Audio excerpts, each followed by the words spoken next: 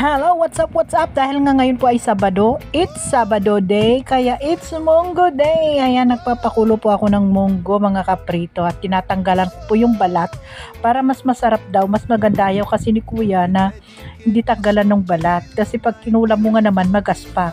At yan, syempre nagkaltong-kaltong na rin po ako ng dahon ng ampalaya at yun ang isasahog natin. O, di ba? Habang pinapalambot natin yung buto ng munggo, ay nagkano na rin ako ng ampalaya leaves. O, di ba? O, sabay kape ni kaprito. O, yung black coffee ko pala without sugar yan. O, sa mga na high blood dyan, iwasan na natin mag-sugar sa ating mga kape. O, parang ano si kaprito pero sandamakmak naman ang pagka soft drinks, di ba? Inilagay ko na yung karne na ginisa ng kuya ko. Yan. Palalambutin natin yung buto ng munggo tapos isasabay natin yung karne para malambot rin yung karne.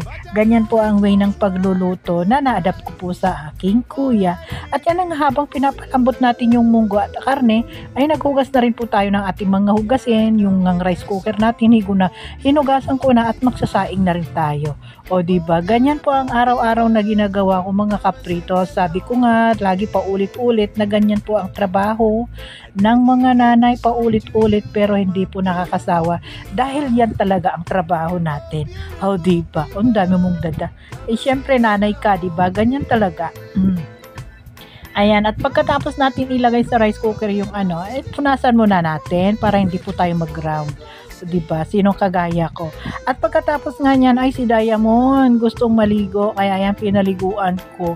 Alam nyo, nakapakaligalig pag pinapaliguan ko si Diamond, ayaw na ayaw niyang maliligo.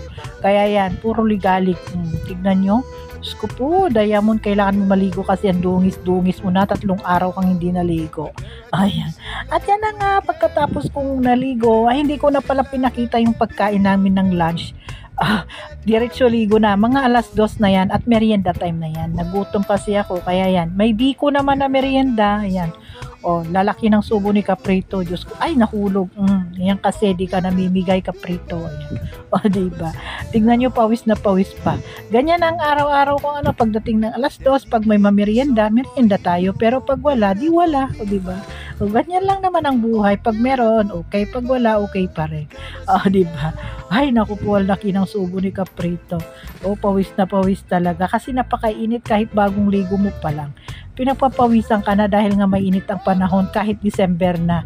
Pag malamig, pag madaling araw na yun, medyo malamig-lamig na ang panahon dito. Diba? Sarap daw sabi ni kaprito. Ay, hindi naman nabigay. Paano nila masasabi na masarap? Hindi ka naman nabigay, kaprito. At yan na nga, yung mga sinampay ko, kinuha ko na at magtitiklop na tayo. Yan lang naman po ang aking ginawa buong maghapon, mga kaprito. Maraming salamat sa panonood sa aking mga vlog. At syempre, pakipromote ko na rin po ang aking YouTube channel. Please, pakisubscribe naman po. Maraming salamat. Bye-bye!